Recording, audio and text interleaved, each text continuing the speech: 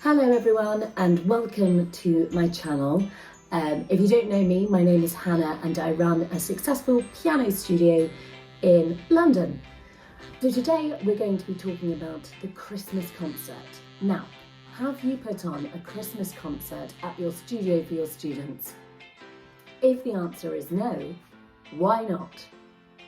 It is a perfect opportunity to show off what your students have been up to and a really brilliant way to market yourself. If you think back to school, how the music department would just take over at this time of year. You'll be doing Christmas concerts, carol services, assemblies.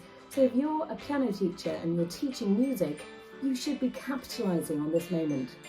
Now, there are loads of barriers that people put up and they're like, I can't put on a concert because I don't have X, Y and Z, I don't have the budget, I don't have the location.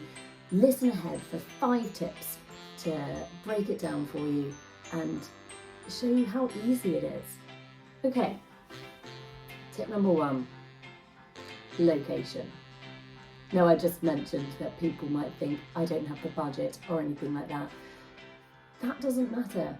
You can hold your Christmas concert in your studio, and it doesn't matter if your studio is a box room, whether it's your living room, whether it's your hallway, you can adapt.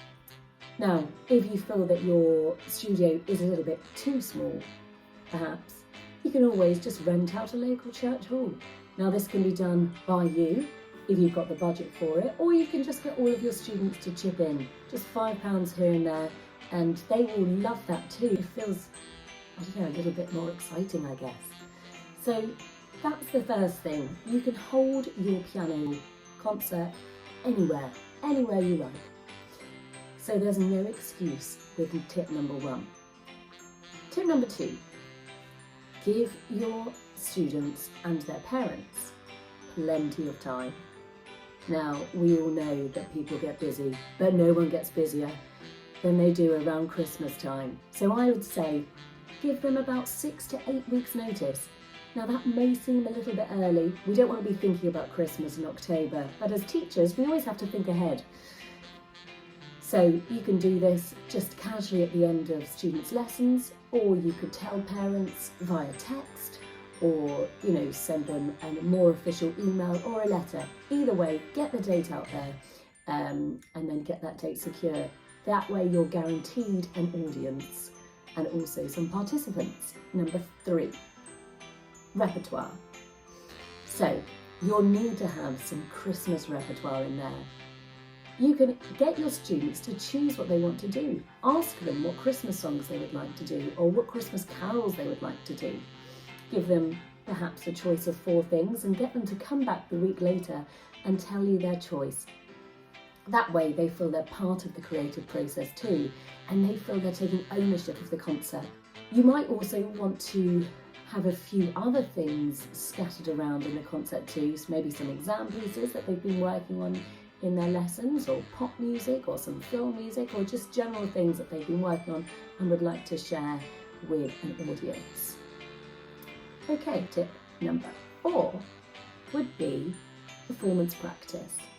Now, performance practice is why you should really be doing the concert, and this is what you market to your parents and to just the students in general, that it's great for them. This is an opportunity for them to practice something that they wouldn't be able to do just at home or in their lessons with their teacher. So it's a way for them to see what it's like in a pressurised environment, let's say. You can also practice this, so you can get them a week before the concert or 2 weeks to practice their bowing. You can get them to play the piece to you with you going to sit in the audience and becoming an audience member. And that way you can ask them how they feel, whether they feel a slight fluttering of the heart, their hands might get a little bit clammy.